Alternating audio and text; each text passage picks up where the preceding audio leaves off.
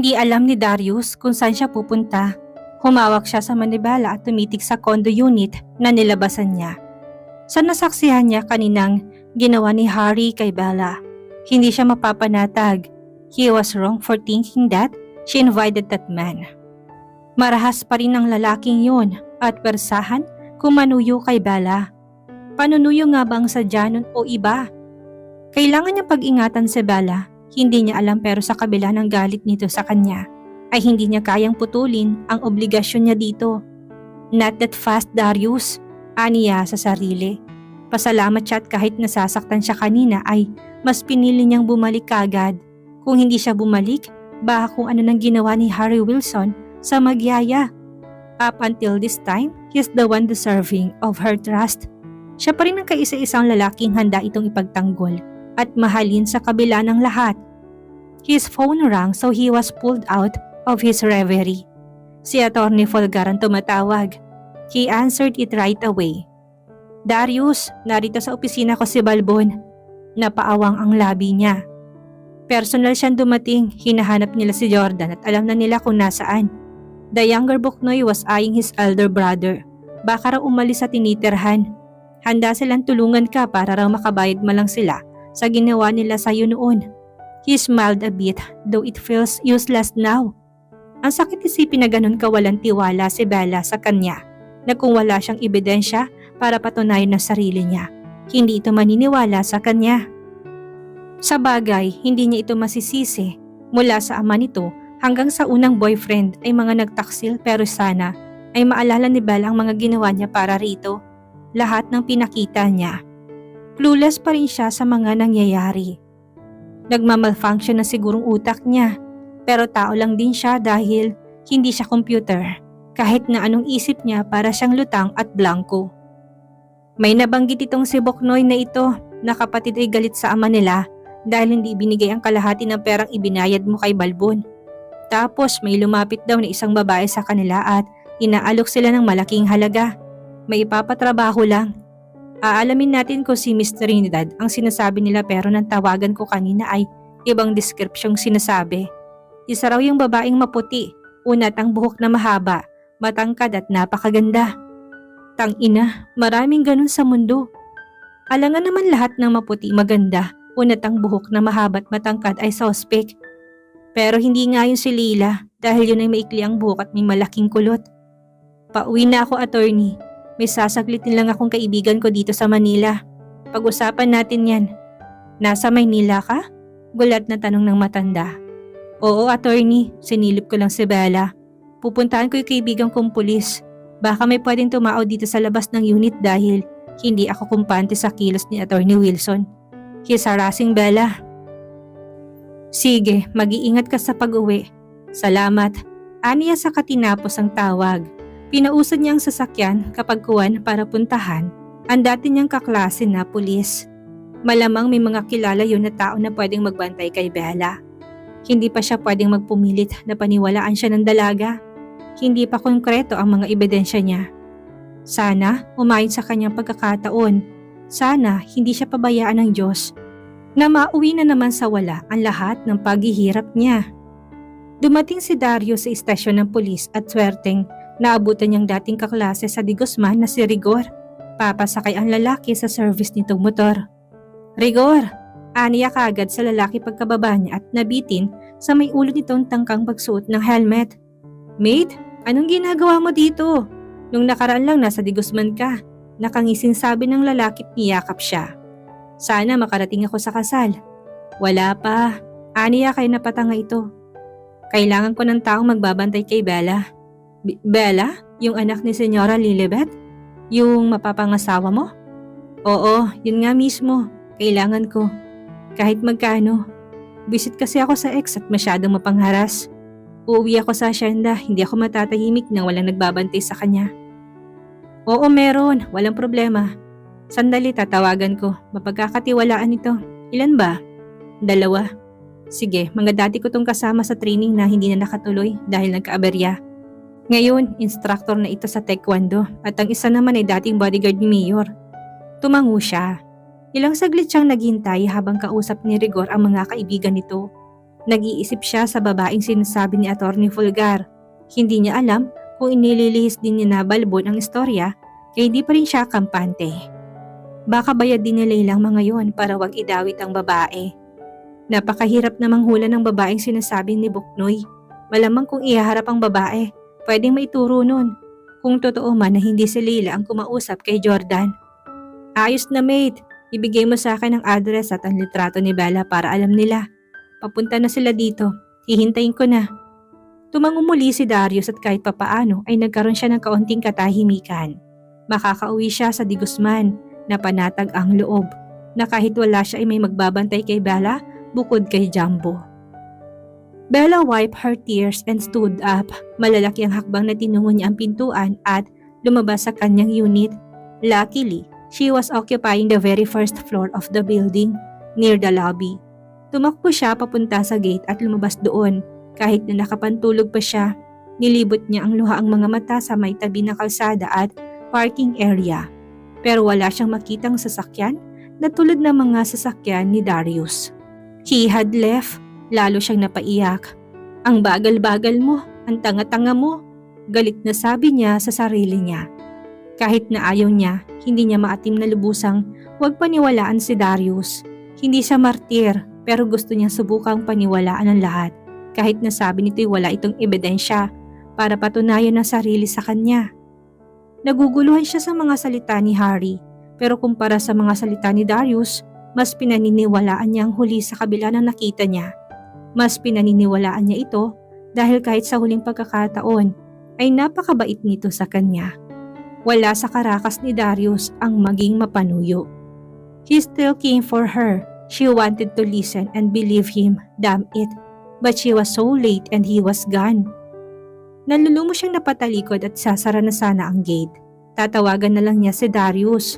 Right, sasabihin niya ay bumalik yon. Hindi ng tipo ng tao na magagawa ng kwento. Para lang maging bida, yun ang pinakatahimik na bida ng istorya ng buhay nila. Bida ito sa lahat, sa mga magulang niya, sa mga taga-asyenda kahit na wala itong imik at hindi mahilig pumapel sa mga sitwasyon. Kahit paano kilala na niya si Darius at kung may isa man siyang taong lubos na dapat pagkatiwalaan, si Darius yun. Nagmamadali siyang pumasok sa bahay at dumiretso sa kwarto niya. Kinuha niyang smartphone para tawagan yon. Ayaw niyang umasa sa social media account ng lalaking yon dahil parati namang inactive. Minsan ay 3 araw na hindi nag-online. Napanganga siya nang matapos niyang mag-compose ng message ay unable to be delivered pa rin ang message niya and she noticed that she still hasn't got any signal. Bakit wala pa rin hanggang ngayon? Hindi kaya depektado ng SIM card niya? Wala pa naman siyang registered na eSIM dahil umaasa pa rin siya sa isang physical SIM. She checked her settings to calibrate the network provider but she was halted when she saw that her number was not the same number she owned. Diyos ko! Anak, may bisita ka. Anigwada sa may pinto ng kwarto niya. Kaya nilingon niya ang matanda. Yakap nun ang mga pinatahing kortina at sa tabi nun ay si Mayumi. Malungkot na nakangiti sa kanya. Yumi!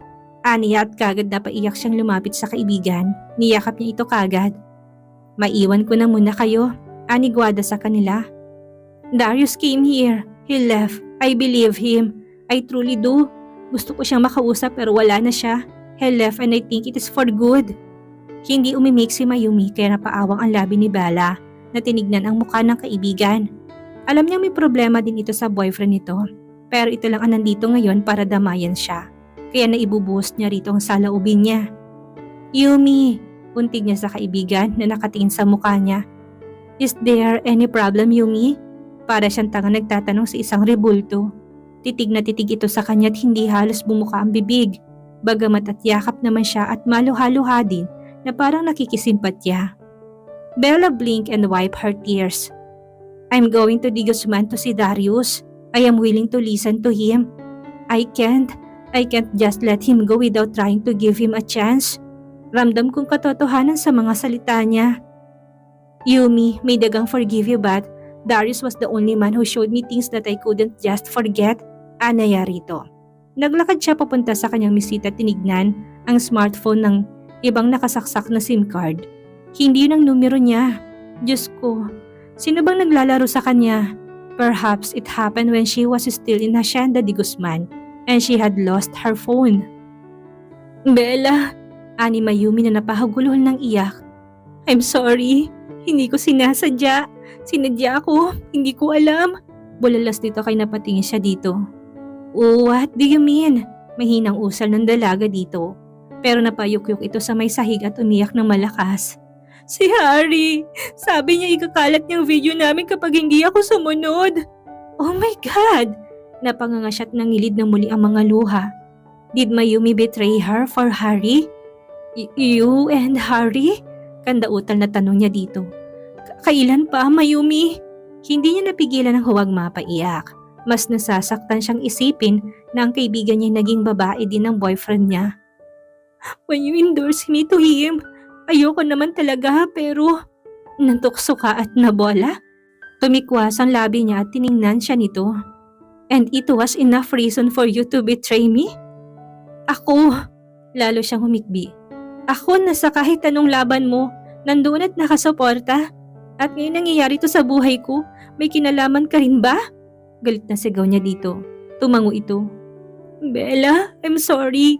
Hindi ko na kasi alam ang gagawin ko. Ayoko mabandera ako sa publiko. Kaya mas pinili mong tuklawin ng tao na halos nagpakain sa'yo? Ayoko sumbatan ka. But how? Tell me how not to hate you. Now what did you do? How did you do it? Ikwento mo't baka sakaling mapatawad pa kita. Dahil kahit hindi ka umamin, handa ako sama ng lalaking mahal ko para alamin ang totoo. You are a traitor! She yelled and cried. Biglang bumukas ang pintuan at pumasok si Guada. Napatanga kay Mayumi na nakaupo sa may sahig. So, perhaps, you also plan to see those Darius? Alam mong tawag dyan? Inggit. We were friends and I even treated you like my own sister. Kahit si Bea ang totoong best friend ko. Lahat kayo mahalaga sa akin, pero hindi mo ko pinahalagahan. Dahil sa isang walang kwentang lalaki, nagawa mong kalimutan na magkaibigan tayo para lang makipag-sex ka sa kanya? And now you've got your fair share for backstabbing me. I hate you! She cried and so did Mayumi. Bago pa kami pumunta sa De Guzman ay nakaplano ng lahat. Hindi ko na kayang hindi sabihin. Hindi bali nang ikalat ako ni Harry. Siguro tama ka. I deserve the karma. Baka nga may inggit ako sa'yo kasi ikaw ang gusto ng lahat. Habang ako, kahit kandara pa na maging beauty queen, wala sa akin nanliligaw na tulad ng mga nanliligaw sa'yo. Ninakaw ko ang SIM card mo at ibinigay ko kay Lila Trinidad. Nagpanggap siyang ikaw at pinapunta niya si Darius sa Kubo. Si Lila, nasa De Guzman lang siya. Paggala-gala, kaya mabilis siyang nakapunta sa Kubo. Kasabot niya si Harry at isa pang lalaking pinakausap nila sa akin. Si Jordan. Binayaran nilang lalaki ng 500,000 para maging tao nila. Nakilala nila si Jordan dahil kay Balbon nang sumugod si Balbon na yun sa hasyenda. Alam ko lahat, Bella, at kahit na alam kong hindi pa rin sapat, handa na akong tumistigo. Hindi ko na kaya. Please forgive me. Umiiyak na napailing ito tinangka siyang lapitan. Pero tinaas niyang mga kamay sa ere para pigilin ito. Pagkatapos nito, ay ayaw na kita maging kaibigan, she said with full of pain. Hindi ko alam kung anong ginawa ko sa iyong mali kung meron ba. How could you even do this to me, Mayumi?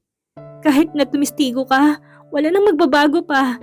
Damage has been done and you have to face the consequences. Taas noon na sabi niya. Ang sakit isipin na kung ano-anong masasakit na salita ang sinabi niya kay Darius, pero nakakaawa yun sa lahat.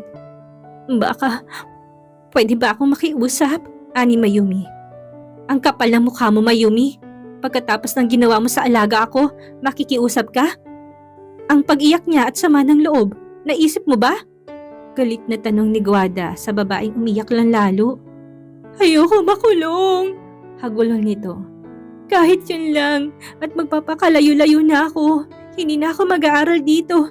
Aalis na ako. Ayoko lang makulong at ayoko lang na kumalat ako sa sex video. Please? Please, Bella. Yun lang.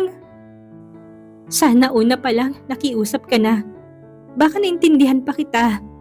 Please. Nalulumang iyak nito kay napatingin siya kay Guada. Please, I know I don't have the right to ask for anything but please, I have a boyfriend and I love him though he's old. Ayoko makita niyang video ko. Hindi ko alam ang tungkol doon pero nakita ko. Nakasave yun sa smartphone ni Harry. Please, Bella. Muling tong pakiusap sa kanya. You better speak to the lawyer and confess. Yun lang nakikita kong tama mong gawin, Mayumi. As for myself, I don't know what to do. Hindi ko alam kung kaya pa katang tingnan pagkatapos nito. Let's see, tumistigo ka man o hindi. Gagawa kami ng paraan para lumabas ang katotohanan. Pinahid niya ang mga luha at tinalikuran ng kaibigan. Umalis ka na. Please, hayaan mo kong gawin ng tama kahit sa huling pagkakataon. Please, Bella. Pakiusap ni Mayumi sa kanya pero hindi siya umimik. Gawin mo na lang inaakala mong tama, Mayumi. Pero hindi nadidikit sa iyong alaga ko. Masyado kang traidor na kapag nagipit ay tinatalo ang napakabuting kaibigan. Sinayang mong isang Bella para sa isang Harry at Lila Trinidad. Litanya ni Guada kay Mayumi pero siya'y kumuha ng backpack at naglagay ng mga gamit doon. I think you better confess to our friends so they will have the chance to know the truth. Mukha kaming tanga. Galit na galit sila habang ikaw tahimik na nakamasid. Silang magiging state witness ko sa lahat ng mga kumpisal mo, Mayumi. And at that very moment you decided to stand with Lila and Harry. Our friendship was over. Matagal ka na palang ahas. Boyfriend ko pa si Harry, tinutuklaw mo na ako. Paano mo naaatim na tinanggap na lahat ng tulong ko, ha? Tumulo ang luha na tanong niya sa dating kaibigan. You were such a fake friend. And perhaps, if Darius fell into your bait, baka inahas mo rin siya. Luckily, 100% na mas matino siya kay Harry. You deserve that lousy lawyer. Parehas kayong walang kwenta. Narinig niyang hikbi ni Mayumi pero para sa kanya hindi pa sapat ang mga masasakit na sinabi niya. Pero kahit na ano pang sabihin niya, wala nang magbabago. Hindi na niya ito pagkakatiwalaan kailanman. Pupunta siya sa De Guzman. Ngayon, siya naman ang darating para kay Darius. Ang pag-uwi niya doon ay walang ibang dahilan. Hindi para sa pera o mana, kundi para sa lalaking mahal niya na kailangan siya ngayon bilang karamay at kaagapay. Thank God. Thank God she chose to believe him even before Mayumi came. Mahal na mahal niya si Darius na hindi siya papayag na maghiwalay sila ng tuluyan na hindi niya nalalaman ang katotohanan. At dito na po nagtatapos ang ika-37 kabanata ng ating kwento at sana'y muli niyo po akong samahan sa mga susunod pang kabanata. Maraming salamat po at ingat po tayong lahat.